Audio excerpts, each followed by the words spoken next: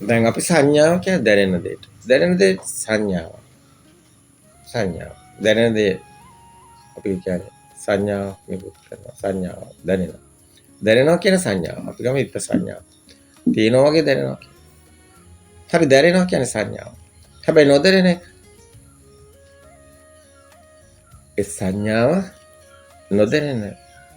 නොදැනෙන පැත්තට යනවා.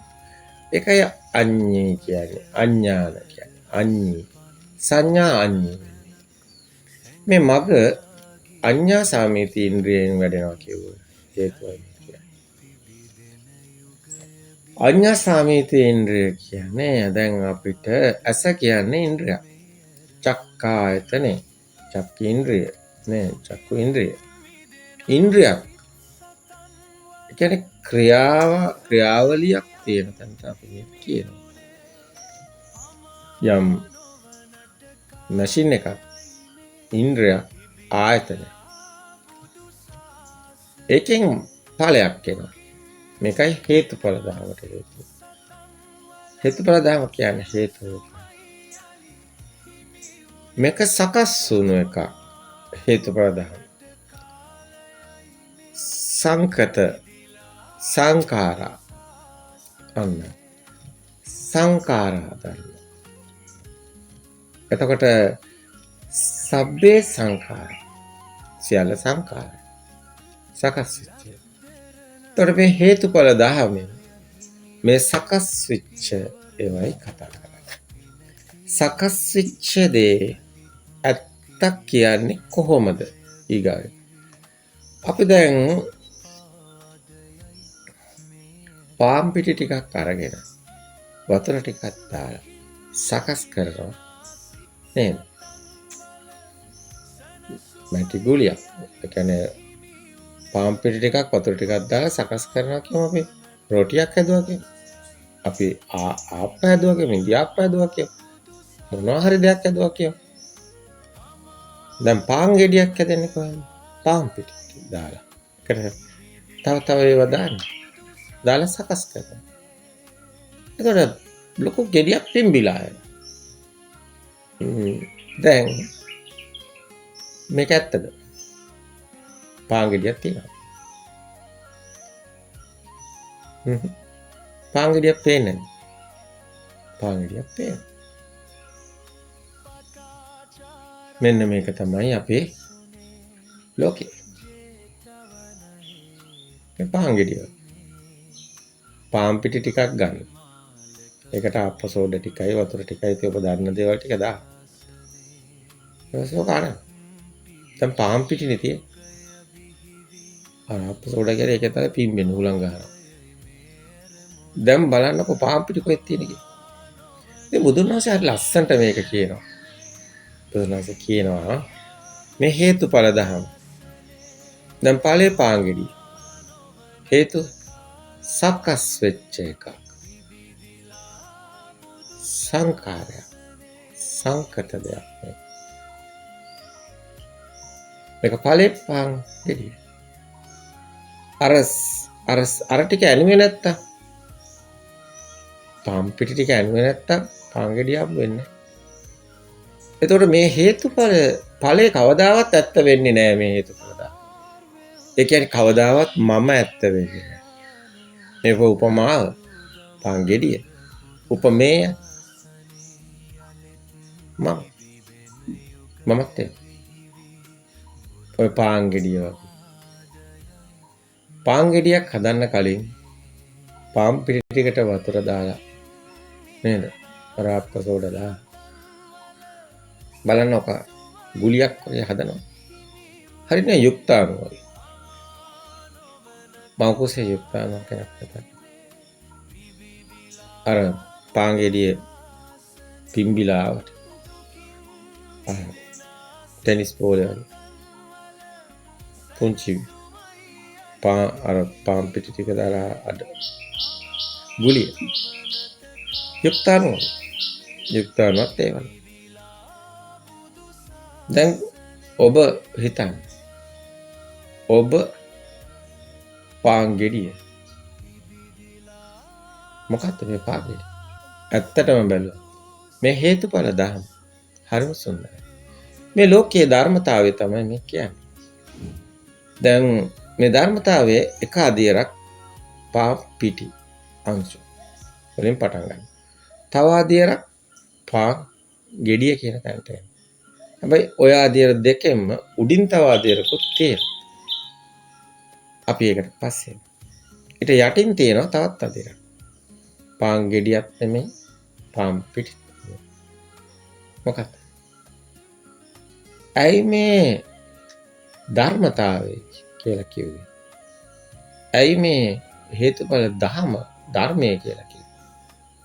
මින් එහා ධර්මයක් ලෝකේ නැහැ කිව්වේ බුදුන් වහන්සේ. මහණෙනි එකයි තියෙන්නේ දෙකක් නැහැ කිව්වේ. එක ධර්මතාවයයි ලෝකේ. ඕක යටින් තමයි ඒක තියෙන්නේ. පාම් පිටි නෙමෙයි. පාම් පිටි කියන්නේ අංශුවක්. ඒ එක අංශුව. අර හැම පාම් පිටි අංශුවේම තියෙනවා.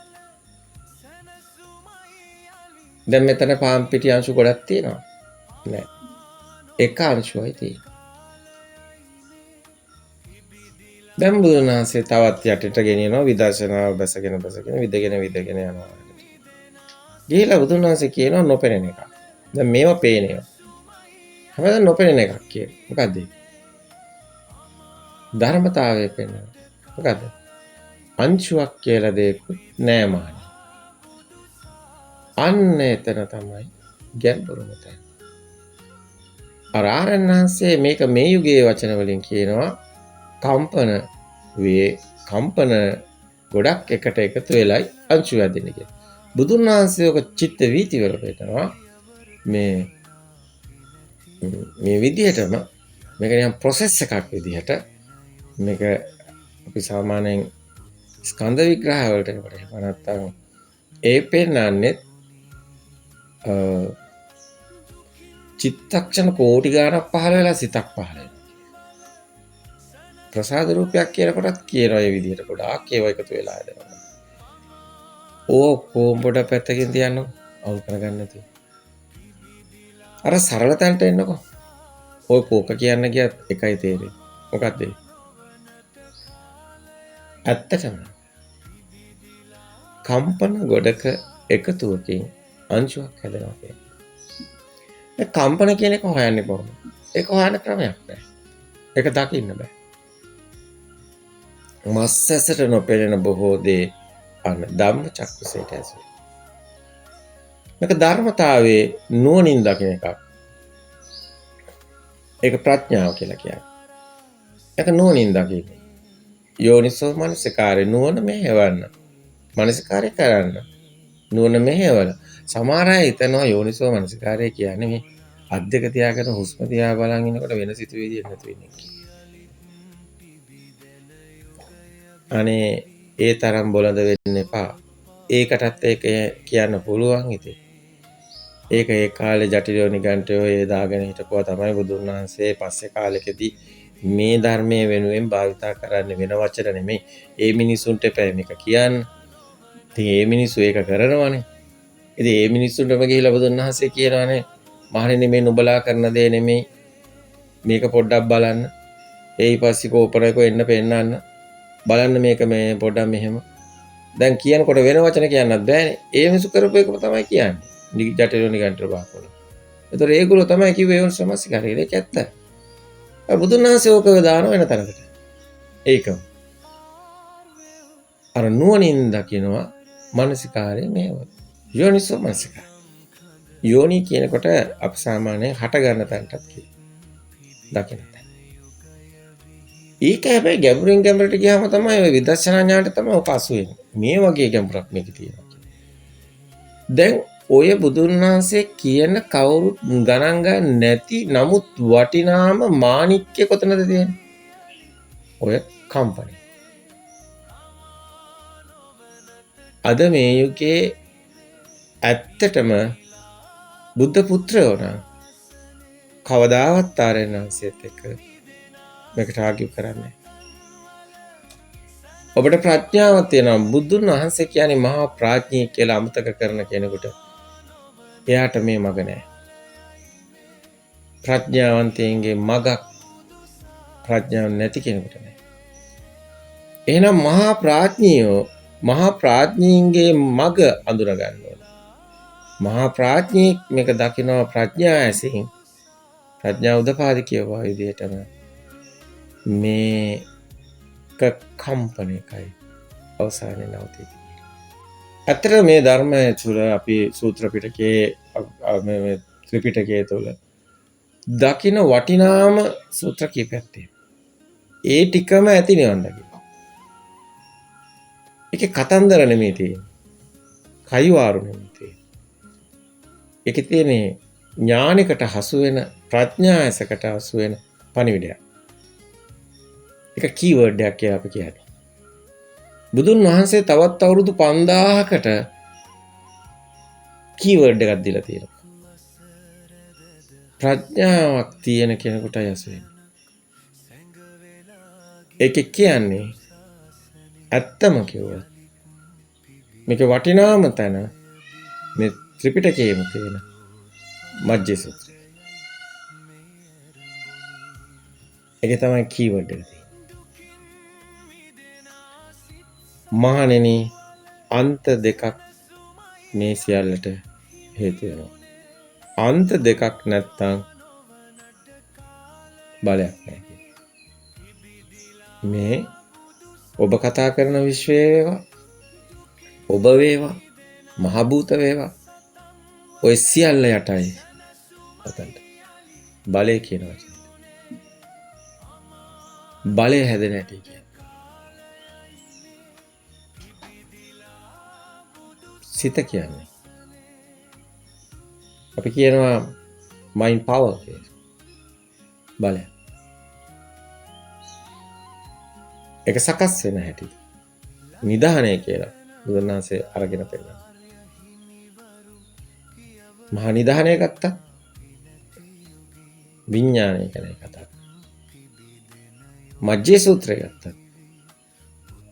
මේ බලය හැදෙන හැටි. විඥානය ගැන කතා කරනවා. විඥාන බලයක් තියෙනවා. මේක දැනෙනවා. දැනෙන්නේ නැති කෙනාට මේ මග නැහැ. මේක දැනෙනවා. ඔබට දැනෙනවා මොකද්ද? ඔබ ඉන්නවා කියලා. නෑ කියනවා. මේක දැනෙන කෙනාට. ඥානතෝ අහම් භික්ඛවේ පස්සතෝ ආසවනකම්මත. නොඅජානතෝ නොඅපස්සතෝ. දැනෙන්නේ නැති කෙනෙකුට මේ මග නැහැ. ඔබට දැනෙනවා. මොනවද දැනෙන්නේ? ඔබට දැනෙන්න ඕන ඔබයි. ඔබට ඔබ කොයි තරම්ද දැනෙන්නේ? ඔබ හරි භාග්‍යවන්තයි. ඔබට දැනෙන්නේ නැත්තම් ඔබට කිසි දවසක මේ මහා සසරෝකේ හිමා කරන්න බෑ. මොකද මේකට වෙන පාත් එකක් නේ. එකයන මග්ගෝ අයම් භික්කවේ. මහණෙනි. එක මගයි තියෙන්නේ. මේ දැනෙන තැන. ඔබ ආසු වෙනවා. ඔබේ මග යන්න. එහෙනම් ඒ දැනෙන තැන. ඔබට දැනෙන තැන. ඔබට ඒක හසු වෙනවා. ඔබ ශ්‍රේෂ්ඨ මනුස්සයෙක්. සුන්දර මනුස්සයෙක්. ඔබට ඒක හසු වෙනවා. ඉස්සලා. ඔබ එදා තමයි ජීවත් වෙන්නේ. පළවෙනි දවස. ඇත්තට ජීවත් වෙන දවස. ඔබට ඔබ දැනෙනවා.